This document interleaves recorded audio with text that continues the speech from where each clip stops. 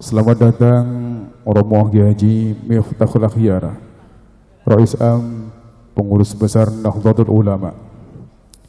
Selamat datang Romo Haji Marzuki Mustamar, Ketua Tanfidiyah PWNU Jawa Timur. Selamat datang Sekda Provinsi Jawa Timur Dr. Haji Heru Cahyono. Hadirin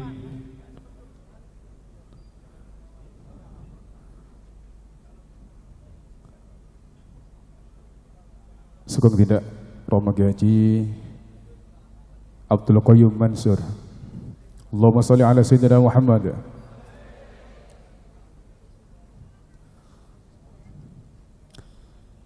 Sambutan kedua oleh Menteri Perdagangan Republik Indonesia yang terhormat Bapak Agus Suparmanto dihaturkan.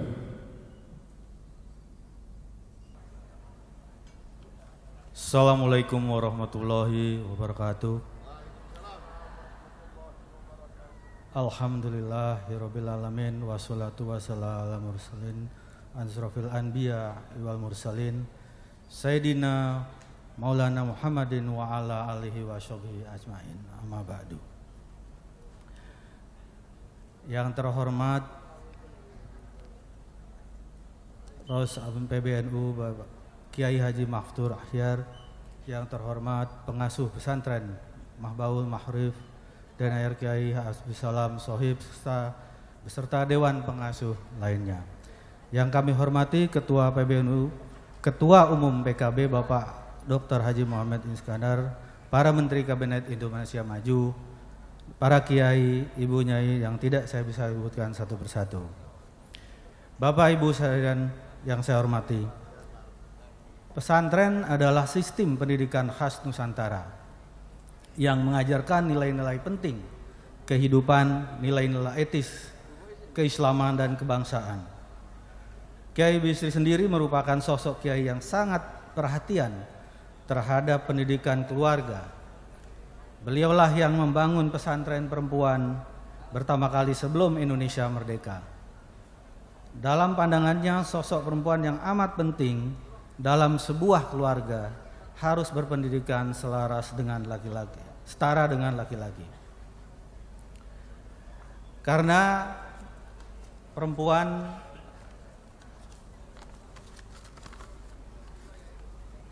dalam sebuah keluarga adalah seorang ibu, seorang istri yang sekaligus madrasah pertama bagi anak-anaknya.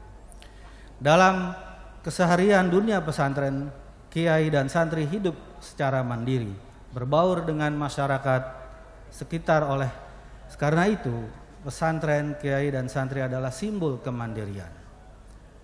Hal ini secara tidak langsung pesantren juga mengajarkan nilai-nilai dasar kewirausahaan, dasar-dasar penting untuk menjadi pedagang atau pengusaha yang sukses. Sebagaimana yang telah dicontohkan oleh para pendiri Nahdlatul Ulama, Hidayatus Saikhul Hasim Asari, Kiai Wahab Hasbullah dan Kiai Bisri Samsuri sendiri adalah pedagang. Bahkan Nabi Muhammad SAW merupakan teladan yang terbaik sebagai pedagang, dan beliaulah sendiri telah bersabda bahwa 9 dari 10 pintu rezeki adalah dalam perdagangan. Kita harus ingat bahwa jauh sebelum NU berdiri, para muassis pendiri tahun 1918 telah membentuk perkumpulan Nahdlatul Tuzar atau kebangkitan para pedagang atau pengusaha dari kalangan pesantren untuk memajukan, mensejahterakan masyarakat. Dalam petikan deklarasi Nahdlatul Tuzar, Hadraus Syekh Hasim Asrari membacakan, "Wahai pemuda, putra bangsa yang cerdik, pandai dan para ustadz yang mulia, mengapa kalian tidak mendirikan saja suatu badan usaha ekonomi yang beroperasi di mana setiap kota terdapat satu badan usaha yang otonom untuk menghidupi para pendidik dan penyerap laju kemaksiatan." Inilah sejarah kita. Sejarah yang telah torehkan oleh para sesepuh kita yang harus kita teruskan. Periode Kabinet Indonesia Maju Jilid 2, alhamdulillah PKB mendapat amanah, salah satunya urusan perdagangan. Tentu ini adalah berkah doa dari para kiai serta usaha Ketua Umum PKB Bapak Muhaimin Iskandar. Lebih dari itu, hal ini merupakan kesempatan kepada kita semua untuk bersinergi antara semua stakeholder, para kiai, santri, pesantren, lembaga swasta, dan pemerintah untuk meneladani, mewujudkan, dan meneruskan cita-cita Nahdlatul Tujar atau kebangkitan para pengusaha. Karena ini adalah jembatan menuju cita-cita besar, mewujudkan kesejahteraan bangsa melalui keadilan sosial bagi seluruh rakyat Indonesia. Bapak-bapak Ibu sekalian, Kementerian Perdagangan mendapat 2 mandat dari Presiden Jokowi. Pertama, menjaga neraca perdagangan yang dilakukan melalui penyelesaian perjanjian perdagangan serta melakukan kajian yang dapat memberikan manfaat terhadap ekonomi nasional. Kedua, melakukan pengendalian impor secara selektif. Impor harus mengutamakan bahan baku atau bahan penolong yang bertujuan untuk ekspor dan investasi.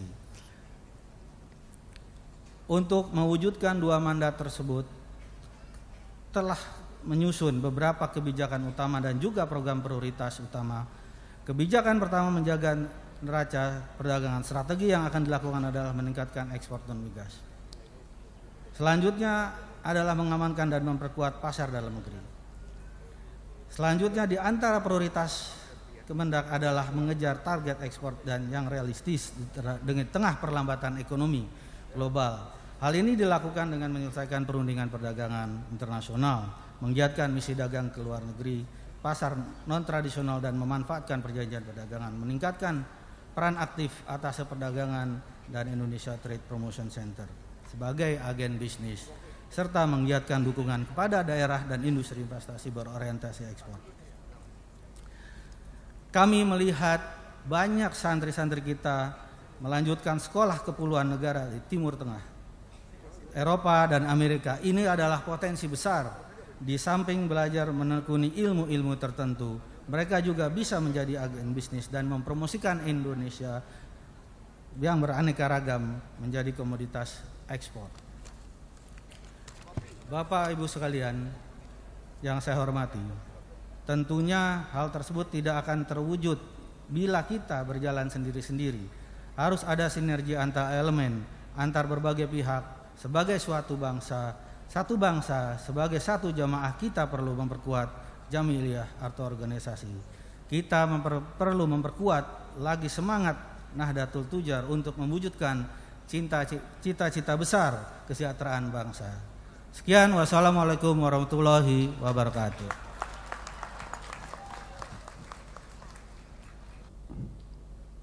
Mari kita ikuti bersama dengan seksama Muwadatul Hasanah yang kedua oleh yang terhormat Romo Haji Bahauddin Nur Salim.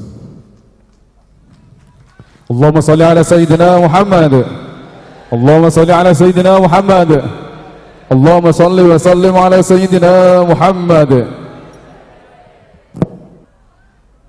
Assalamualaikum warahmatullahi wabarakatuh. Bismillahirrahmanirrahim. Tabarakalladzi nazzala al-furqana ala 'abdihi liyakuna lil 'alamin nadhira. Allahumma salli wa sallim ala Sayyidina Maulana Muhammadin wa ala alihi wa sahbihi asma'in, nama ba'du.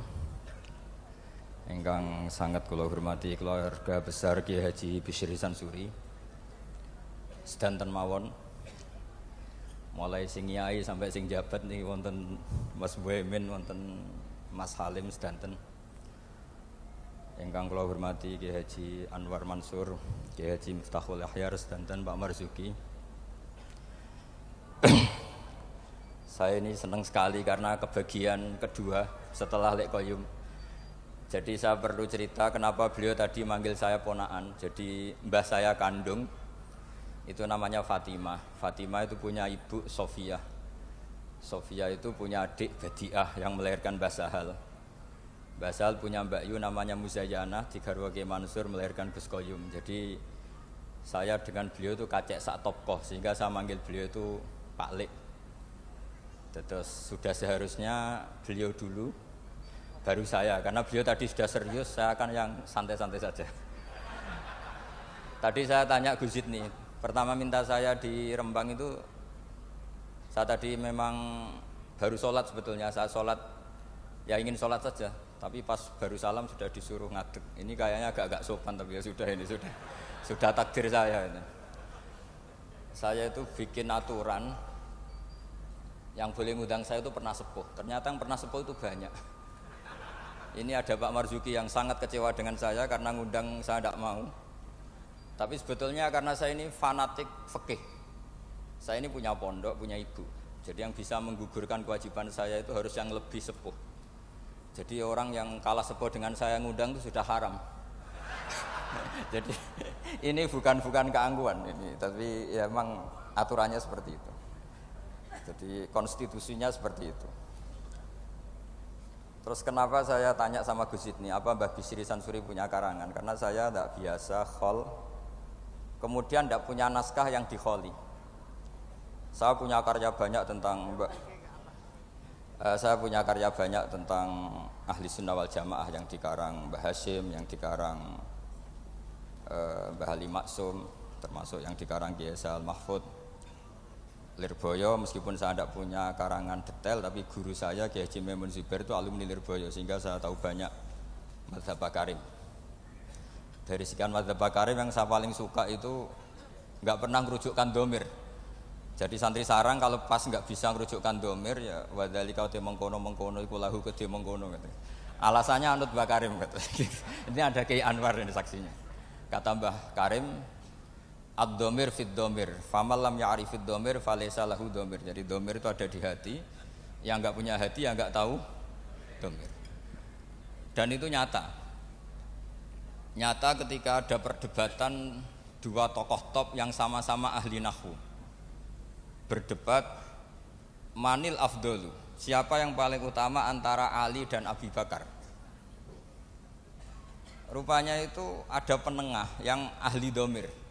Mungkin karena ngajinya di Lirboyo, jadi ahli domir. Debat. Yang satu bilang Abu Bakar, karena mertuanya Rasulullah dan sohibu fil ghar. Yang satu bilang Ali, karena Ali itu fadhilnya kita tahu, beliau termasuk orang yang kata Nabi, besok royah ini, bendera ini akan dibawa rojulan, atau saya kasihkan rojulan sing yuhibbuhu wa rasuluh, atau yuhibbuhu wa rasulah wa yuhibbuhu wa rasuluh. Ketika berdebat tentang sekian manakibnya Abu Bakar dan Sayyidina Ali, ada penengah yang ngendikannya begini, pokoknya yang paling afdal itu mangkanat bintuhu tahtahu. Kalimatnya gitu tok, mangkanat bintuhu tahtahu. Itu semuanya terus clear, seneng semua. Karena kalau orang yang mentakdim Abu Bakar ala aliyen, kalau maknanya gini, yang paling afdol adalah maniku wong kanat kang ono sapa bintuhu anak wedo eman iku tahtahu ono ing kekuasaan Nabi. Orang yang punya putri, yang putrinya itu di bawah Nabi. Artinya siapa? Abu Bakar. Yang pro Sayyidina Ali juga senyum-senyum seneng. Karena kalau dia maknanya gini, maniku wong kanat kang ono sapa bintuhu putrine Nabi iku tahtahu ono ing ngisore maniku. Itu siapa? Sayyidina Ali. Jadi domir mengkono-mengkono itu cespleng gitu. Itu sekali dimaknani itu masalah itu. Jadi maka berbahagialah santri yang enggak pinter. Karena ternyata enggak pinter itu ada padanannya yang orang pinter, yaitu Mbah Karim.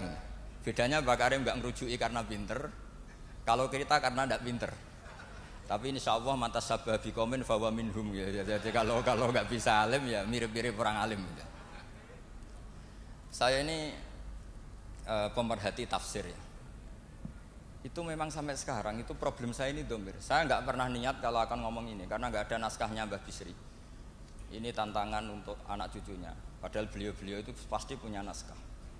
Ini PR yang harus diselesaikan. Nggak mungkin lah seorang ulama nggak punya tulisan itu nggak mungkin. Karena ulama itu meskipun tidak niat ngarang itu pasti banyak tulisannya. Saya yang tidak cucu Mbah Hasyim Asari itu punya tulisan tangan Mbah Hasyim. Karena ketika mengijazahkan Sahih Muslim sama buyut saya mbah kelima. Jadi buyut-buyut saya dengan Pak Said dengan Lek Qayyum itu sama-sama turunan Kudus. Saya ini paling muda, jadi kira-kira kalau saya manggil Pak Said itu ya pernah mbah. Kalau manggil Gus Qayyum pernah Lek. Makanya saya sampai sekarang ngajar di Kudus, di pondok Kudus paling sepuh. Namanya Ki Soleh bin Asnawi Sepuh. Dulu beliau gurunya Mbah Soleh Darat. Mbah Soleh Darat dulu pernah ngaji di Mbah Soleh bin Asnawi Sepuh. Kemudian punya anak namanya Maksum punya anak namanya Hafsah. Lah Hafsah ini yang punya anak Sofiyah, terus Badiah dan seterusnya. Yang dari turunan Kudus. Saya mau cerita, domir itu harus dikaji. Kalau sekiranya tidak mungkin, maka harus membuang. Saya cerita ini karena saya tahu di biografi Kiai Bisri Sansuri, beliau pernah istifadah sama Syekh Bakir Jogja, termasuk sama Syekh Mahfud Termas, sama beberapa masayikh dari Yaman seperti Said Al-Yamani. Dan saya dari sekian itu banyak yang punya naskahnya. Di antara seninya ulama Indonesia adalah makhtutot atau catatan apa saja itu dikaji dan kemudian diteliti, kemudian diaplikasikan di Indonesia dengan alasan muqtadul hal. Sehingga dalam bahsul masail itu kadang ya agak jorok, tapi jorok yang baik. Maka saya pernah bahsul masail dulu di Pondok Sarang, ini nggak boleh ditiru oleh anak-anak. Bagaimana hukumnya desainer pakaian yang mendesain celana pendek untuk perempuan? Itu semua mengatakan haram karena gara-gara desain itu perempuan kemudian tidak pakai maxi, tidak pakai celana karena memang desainnya untuk langsung dipakai tanpa pakai maxi atau pakai celana. Ada yang bilang tidak haram. Bagaimanapun celana pendek itu berkontribusi ikut menutup aurat. Artinya dia tetap menyumbangkan nutup aurat. Artinya tidak usah sampean bayangkan, wah kalau haram ya dilepas ya, jangan gitu. Itu kan masalah. Jadi fikih itu kadang ya agak-agak kacau. Kita mau bilang haram nyatanya memberi kontribusi ikut nutup aurat, mau bilang halal dengan desain seperti itu perempuan masih menampakkan apa? Aurat. Jadi debat fikih itu kadang ya tidak mutu. Tapi dari tidak mutu itu ya kemudian tetap melahirkan kecerdasan, dan itu termasuk yang dibicarakan Syekh Mahfud, namanya tashkhidun nazar, orang menjadi cerdas. Saya pernah baca di Nailul Ma'mul, ini sekaligus senam otak untuk anak-anak Denanyar. Ini bukan ngetes kiai tapi ngetes anak-anak. Nanti kalau ini disalahkan Kiai Miftah atau Yai Anwar ya saya langsung taslim karena saya pasti samina wa ata'na. Tapi kayaknya enggak. Karena saya baca, saya ini ngerpek di Syekh Mahfud. Kalau sama nyalakan saya, nyalakan Syekh Mahfud. Syekh Mahfud itu gurunya Kiai Bisri Sansuri. Ada fardul masalah begini. Saya ulang lagi, ada fardul masalah begini. Ada orang jatuh dari atas. Ini kata Syekh Mahfud. Kemudian menimpa ini, hadirin ini kan banyak, nggak bisa dipiyakin. Tertimpa orang. Pertanyaannya adalah, orang yang jatuh itu harus pindah apa tetap di situ? Kalau dia pindah menimpa orang lain, kalau tetap di situ membahayakan orang yang ditimpa. Pilihannya pindah apa tetap di situ? Ada yang menjawab harus pindah. Karena yang ditimpa sudah lama ini bahaya, lama-lama bisa mati, apalagi kalau yang jatuh gendut. Terus ada yang bilang nggak usah pindah, karena jatuh itu tanpa ikhtiar, sehingga dia jatuh tidak dosa. Kalau dia pindah, artinya ikhtiarnya sendiri, maka harus nggak usah pindah. Tapi terus ada pertanyaan lagi, kecuali yang dijatuhi itu Nabi, sekelilingnya ada Nabi itu harus pindah, karena kalah kelas. Tapi dibantah lagi, nggak mungkin ada Nabi lagi, karena Nabi Muhammad sudah Nabi akhir zaman. Kayaknya akan kalah. Ternyata ini nggak mau kalah, nggak, masih ada Nabi Isa. Gitu. Jadi terus kata Syekh Mahfud, wa hadza mimma la ta'ila tahta. Sebetulnya ini tidak ada faedahnya. Cuma jadi tashkhidun nazar, orang menjadi cerdas. Nah, kemudian turunan dari ilmu itu adalah misalnya nyuwun sewu, politik itu kotor misalnya. Tapi punya otoritas. Kalau melihat kotor itu kiai atau cucu kiai nggak boleh ikut politik. Tapi kalau melihat punya otoritas, kalau itu kepegang orang fasik atau orang yang sama sekali nggak punya peduli halal haram itu lebih bahaya. Kamu milih melihat kotornya apa melihat berebut otoritasnya? Itu menjadi, karena kalau misalnya yang punya otoritas itu orang-orang yang suka maksiat, tentu nanti ada perda-perda yang menguntungkan tempat-tempat apa? Maksiat. Nah itu akhirnya turunan dari logika yang terbangun itu banyak. Termasuk misalnya uzlah. Uzlah itu kata Imam Ghazali halal ketika orang sudah banyak sering maksiat. Khina la ya'manul jali sujali sahu, sehingga orang setiap kemana saja pasti dosa. Kalau nggak ngerasani orang yang gosip dan sebagainya. Lalu pertanyaannya, ketika orang sembunyi sendiri di atas gunung, itu uzlah meninggalkan dosa apa meninggalkan kewajiban? Kalau Anda tidak mau jabat, itu nggak mau dosa apa nggak mau tanggung jawab atas keberlangsungan Indonesia? Sampean milih mana? Kalau Mas Muhammad sudah milih ikut terlibat karena sudah jabat, maka menurut saya ini barokah. Jadi yang jabat ya anggap saja Islami karena ingin pegang otoritas, yang nggak jabat ya Islami anggap saja menghindari syubhat. Akhirnya yang Islami siapa Gus? Ya semuanya, ini barokahnya Islam karena menyediakan semua itu yang disebut ilmu usulul fikih. Dan siapapun yang bersanad sampai Syekh Mahfud termasuk Mbah Bisri itu pasti ahli usul fikih. Kiai Sahal bisa ngarang Thariqatul Fusul itu karena pernah ngaji sama Mbah Zubair. Mbah Zubair bisa alim seperti itu diantaranya pernah ngaji Kiai Fakih Mas Kumambang. Kiai Fakih bisa seperti itu tentu sanadnya sampai ke Syekh Mahfud At-Turmusi. Ada yang baca At-Tarmasi. Masalah At-Turmusi At-Tarmasi itu Mbah Zubair, gurunya abahnya Mbah Mun sekaligus gurunya, itu punya guyonan ajamiyun fasna bihi masyita. Jadi kalau nama itu ajam, lakukan apa sekehendak kamu. Makanya kalau orang itu baca ya Turmudi, ada yang baca apa? Tarmidhi, ada yang baca apa umumnya apa? Tarmidhi tahir dulu. Tarmidhi, Turmudi, Tirmidhi. Kalau Istakhri, Ustukhri, Istakhri. Yang repot saya itu setiap ngajar di sarang itu bingung karena murid yang datang itu kadang sorokan sama saya, Ali Sibro milisi apa mulasi? Kalau kayak sini baca apa? Mulasi apa milisi? Ada yang baca Sibro mulasi, yang satu baca Sibro milisi. Kok kayak milisi Taliban katanya. Itu di karangannya Mbah Zubair disebut ajamiyun fasna bihi masita. Itu dari awal nama ajam maka terserah kamu bacanya apa. Sehingga kita yang tahu Syekh Mahfud itu orang Termas, kita baca At-Turmusi. Yang satu tetap baca apa? At-Tarmasi. Ini saya cerita ilmu. Jadi ilmu usul fikih itu ilmu yang menyediakan logika. Logika yang terbangun itu adalah kemudian menjadi produk hukum. Makanya ketika Imam Ghazali cerita di kitab saya, insya Allah halaman 19, tapi di kitab saya, tidak tahu di kitab sampean mungkin beda cetakan atau beda punya tidak punya, atau sama-sama punya beda baca dan tidak baca, saya tidak tahu karena perbedaan itu bisa macam-macam. Orang-orang yang uzlah itu akhirnya didatangi. Taraktum ummata Muhammadin sallallahu alaihi wasallam fi aidil mubtadi'ah. Saya masih ingat kalimatnya seperti itu. Wahai para orang yang uzlah, kamu sebetulnya meninggalkan umatnya Rasulullah sallallahu alaihi wasallam fi aidil mubtadi'ah, di tangan orang-orang yang bidah. Jadi tidak dianggap menghindari dosa, tapi dianggap menghindari tanggung jawab.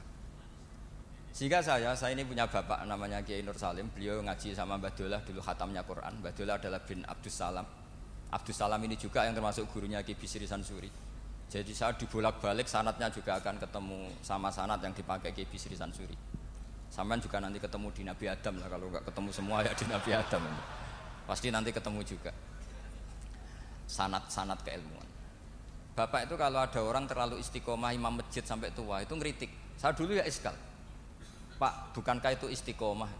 Kata bapak gini, iku istiqomah apa mau digenti wong liya katanya. jadi orang itu akhirnya berlatih berpikir. Tapi kalau ada santri sopan gitu, nggak mau ngimami, nggak mau jadi pengurus masjid, itu tawadhu karena masih ada yang sepuh. Iku tawadhu apa mau tanggung jawab. Sehingga semenjak itu saya terus berpikir terus begini. Makanya seperti saya di sini itu sopan apa tidak sopan saya tidak tahu. Kalau melihat saya di atas sampai di bawah saya ini tidak sopan. Sampean kan lebih sepuh. Tapi melihat ini diperintah, itu orang paling sopan saya sekarang. Karena saya itu paling kecewa sebenarnya diatur-atur itu. Saya masyhur mengatakan kiai diatur itu dosa, tapi kali ini saya diatur. Tapi saya samina wa atona saking sopan saya. Jadi kalau melihat itu Gus Bak itu sopan enggak? Ya enggak sopan. Wong banyak yang sepuh di bawah kok di atas. Ya sopan wong nurut. Diatur sama Gus Salam yang nurut. Padahal sepuh saya Gus Salam. Jadi maka mau tidak mau harus ada madhab. Yaitu akhirnya Mbah Hasyim memutuskan yang kita pakai adalah al-madhahibul arba. Nah ketika ada madhab, itu sudut pandangnya itu pasti beda-beda. Memang saya sengaja saya akan ngomong fikih malam ini. Misalnya begini, kalau ada ayam jago ditabrak truk, kejet-kejet, itu umumnya orang disembelih apa enggak? Padahal dibiarkan pun pasti mati. Umumnya disembelih apa enggak? Disembelih. Itu karena nganggep halal apa eman karena jago? Eman. Coba kalau ayam kecil, meskipun kejet-kejet, orang bisa berdebat, kepiting tuh halal apa haram, berdebat. Tapi kalau yuyu nggak berdebat, kan ndak eman, haram nggak apa-apa, kecil aja kan gitu. Sehingga debat menyangkut kepiting itu sampai sekarang nggak selesai. Mbah Mun itu termasuk guru yang mengharamkan, tapi banyak guru saya menghalalkan. Karena kenapa kok khilaf? Karena itu kepiting besar. Tapi yuyu itu sepakat haram, karena kecil. Suatu saat kalau yuyu ini besar pasti ada khilafnya gitu. Karena eman gitu. Nah, saya itu pernah ditanya sama orang pas ada jagonya kelindes truk itu di kampung saya. Saya pas lewat pakai motor, Gus ini halal apa haram? Sudah kejet-kejet. Saya bilang ya sudahlah untuk kamu halal kata saya. Lama-lama orang ini kali ini Gus Bak gimana? Ngomong hukum kok seenaknya. Datang ke rumah saya. Itu andekan tidak saya sembelih pun pasti mati. Terus saya bacakan kitab Sawi itu. Kata Imam Malik, yang namanya kejet-kejet itu tetap punya nyawa. Sehingga penyembelian ini tetap berfungsi menghilangkan nyawa. Itu sudah cukup dikatakan dzabhu, menyembelih. Tapi cara mazhab Syafi'i dia tidak punya hayatun mustaqirrah, sehingga kalau dibiarkan pasti mati langsung, maka nggak boleh disembelih. Karena dia tidak langsung mati ini hanya proses prosedur saja. Memang pantasnya mati kejet-kejet sih gitu aja kira-kira itu. Tapi hakikatnya sudah apa? Mati. Sehingga ulama itu selalu berdebat. Dan perdebatan ulama itu setelah diangen-angen memang sama-sama masuk akal. Saya punya sekian cerita ya tentang perdebatan, termasuk kitab yang tadi disebut Lek Qayyum itu, kitab Khilyatul Auliya. Karena kenapa saya sering baca kitab itu? Memang syaratnya jadi wali itu harus pernah baca kitab Khilyatul Auliya. Jadi kalau sampean belum pernah baca berarti nggak mungkin jadi wali. Sudah tak jamin itu nggak mungkin. Imam Ghazali sealim itu termasuk barokahnya kitab Khilyatul Auliya. Masyhur itu. Fit tasawuf beliau ngiduk kitab Qutil Qulub. Fil fikhi beliau ngiduk kitab Nihayatul Matlab fi Diriyatil Madzhab karangannya Imam Haromen. Tapi kalau fi manaqibil akhyar beliau ngiduk kitab Khilyatul Auliya wa Tabaqatul Aswa. Itu terang-terangan beliau ngendikan di juz 4 wa alayka bi mutalaati kitab Khilyatil Auliya. Karena beliau memang pengagum kitab Khilyatul Auliya di bab manaqibul akhyar. Itu di bab manaqibul akhyar itu ada sekian perdebatan. Dan perdebatan itu melahirkan satu kecerdasan. Yaitu tadi saya berkali-kali cerita, ada sekian contoh yang orang itu akan ngeper setelah ada logika kebalikannya. Saya beri sekian contoh. Ketika malaikat Israel datang ke Nabi Ibrahim mau mencabut nyawanya, itu Ibrahim marah-marah, Israel kamu salah. Kenapa? Saya ini kekasih Allah, ana Khalilur Rahman, saya ini kekasih Allah. Wahal ra'aita khalilan yumitu khalilah. Masa kekasih membunuh yang dikasih? Ini tidak benar, logika ini tidak benar. Karena Israel enggak biasa Basul Masail, enggak pernah ikut Basul Masail di BW Jawa Timur yang Bapak Marzuki itu. Datang ke Allah, ya Allah, logika ini kata Nabi Ibrahim enggak benar. Karena wahal ra'aita khalilan yumitu khalilah. Terus sama Allah diajarin, ya sudah bilang ke Ibrahim gini, wahal ra'aita khalilan yakrahu ayyalqa khalilah. Masa orang yang dicintai kemudian tidak siap ketemu yang dicintai? Datang lagi Israel. Wahal ra'aita khalilan yakrahu ayyalqa khalilah. Oh iya ya, nggak apa-apa, mati nggak apa-apa katanya. Jadi dibalik langsung rubah. Dulu pernah ada jagongan ulama mau menganggap cengkeh itu pewangi. Alasannya kue-kue tar dikasih cengkeh, maka cengkeh kategorinya pewangi. Artinya apa efek hukumnya? Kalau orang ikhram rokok berarti wajib bayar dam karena pakai pewangi, yaitu cengkeh. Karena roti tar dikasih cengkeh, terus beberapa wedang cengdem juga dikasih apa? Kemudian ada ulama yang ngendikan kalau gitu orang Jumatan kesunatan rokok, karena orang Jumatan disunatkan pakai wewangian. Langsung kebar, wah enggak jadi. Jadi itu usul fikih. Sehingga katanya fikih nakal enggak apa-apa, ini nakal yang Islami. Saya memang termasuk orang yang kata Gus Rizal Lirboyo diberi gelar Gus doktoral honoris causa cangkem elek katanya itu. Saya ini sebetulnya bangga dengan gelar itu karena itu cara sahabat melindungi Rasulullah SAW. Jadi saya sengawur-ngawur saya ini masih punya sanad. Dulu ada orang Bedui datang ke Nabi. Ya Muhammad, jika kamu Nabi, fa'akhbirni amma fi batni naqati. Fa'akhbirni amma fi batni naqati. Jika kamu Rasulullah, sing idda'ai kamu ngeklaim tahu barang gaib, coba yang di kandungan perut unta saya itu lelaki apa perempuan? Isinya apa ya? Itu Nabi kan mangkel, masa Nabi kok ditakoki isi kandungan apa? Unta. Terus kata sahabat datang, ini sanad kalau boleh dikatakan sanad cangkem elek kalau boleh dikatakan sanad. Itu kata sahabat tadi langsung namanya Salamah bin ada yang baca Salmah bin Salamah namanya. Nazauta 'alaiha fakanat laka minha sakhlatun. Kamu yang ngangkangi itu ada anak kamu. Saking mangkelnya Rasulullah kok ditanya gitu. Enggak, kamu enggak usah tanya Rasulullah, tanya saya. Oh iya ya, di dalamnya ada apa? Ono anakmu. Karena dia begitu saking mangkelnya, masa Rasulullah kok ditanya, "Idza kunta Rasulullah fa akhbirni amma fi batni naqati." Jadi kadang orang itu mau enggak mau ya, enggak ada pilihan. Orang wiridan ditanyakan sanadnya apa, salaman sama sekelilingnya ditanyakan sanadnya apa. Salaman tuh enggak ada sanadnya, hadisnya enggak sahih. Tapi orang nyalain HP enggak perlu sanad. Habis salam langsung ke toilet enggak perlu. Sebenarnya harus ditanyakan, nyalain HP setelah salam itu ada hadisnya enggak? Ke toilet setelah salam ada hadisnya enggak ditanyakan. Tapi kalau salaman ditanyakan. Mau enggak mau kita jawab gimana? Ya jawabnya tadi. Kalau semuanya butuh sanad, berarti kalau HP kamu matikan setelah salam kamu nyalakan harus pakai apa? Sanad. Kira-kira punya apa enggak? Enggak punya kan? Oh itu sanadnya umum bahwa Nabi boleh melakukan sesuatu yang maslahat. Memangnya salaman enggak maslahat? Jadi saya contohkan yang ketiga. Ini sekaligus yang terakhir lah. Ini masih banyak kiai. Karena saya memang enggak bisa pidato depan umum, enggak bisa. Enggak memaksa bisa, memang enggak bisa juga enggak bakat. Dan yang undang saya kalau kalah sepuh itu memang haram karena tadi. Karena saya meninggalkan kewajiban saya sebagai kiai di rumah. Saya ini kiai induk loh di rumah, itu bukan sombong, memang saya kiai induk. Bapak saya sudah meninggal.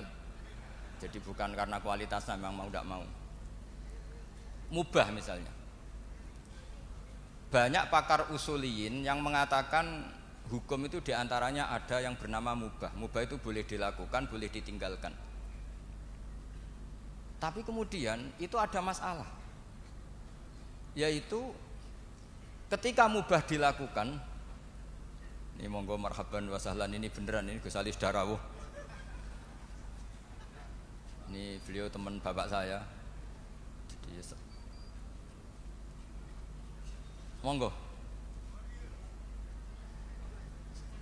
Saya ulang lagi, mubah itu secara definisi kan boleh dilakukan, boleh ditinggalkan. Tapi ada logika yang mengatakan begini. Misalnya saya jagongan sama Gus Salam, malam ini semalaman sama Gus Salam cangkruk. Itu mubah apa wajib? Kata ulama itu wajib. Itsma min mubahin illa wa yatahaqqaqu bihi tarku haramimma. Karena setiap orang melakukan mubah pasti saat itu meninggalkan keharaman. Saya asik di Denanyar, jagongan sama Gus-gus Denanyar. Artinya saya tidak dugem, tidak ke tempat-tempat maksiat. Sekarang meninggalkan maksiat itu mubah apa wajib? Wajib. Berarti jagongan wajib. Kan terus jadi aneh. Itu fikih. Akhirnya orang mendefinisikan diulang. Wal mubah min haitsu dzatu. mubah dipandang definisi secara mubah. Tapi kalau dipandang dari efek hukum mubah itu bisa wajib, bisa haram. Saat ini ibu Anda harus diperiksakan di rumah sakit. Anda jagongan, maka haram karena kategorinya tarkul wajib.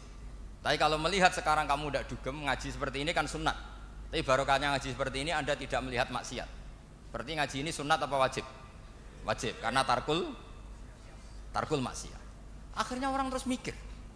Ternyata sudut pandang, dan itu Syekh Mahfud senang sekali. Kata Syekh Mahfud, apapun gharibnya mas'alatun gharibah, bahkan aghrab, itu harus dibicarakan karena itu melatih tashkhidun nazar, untuk mencerdaskan pikir. Makanya banyak wali yang dalam cerita wali itu, ada wali itu karena sholat shaf awal. Kita tahu shaf awal fadilahnya kayak apa. Tapi ada wali itu jadi wali karena kalau sholat itu di shaf akhir. Ketika ketemu di forum wali, dua wali ini, loh kamu kok jadi wali? Bukankah kamu kalau sholat di shaf akhir? Iya. Kenapa kamu tetap jadi wali? Saya tuh malu ketemu Allah di depan, kayak paling suci saja katanya. Dan kebetulan wali ini idola saya ya, saya akhirnya kalau sholat ya sering di belakang gitu. Kira-kira seperti itu. Jadi ya saya kira demikian. Assalamualaikum warahmatullahi wabarakatuh.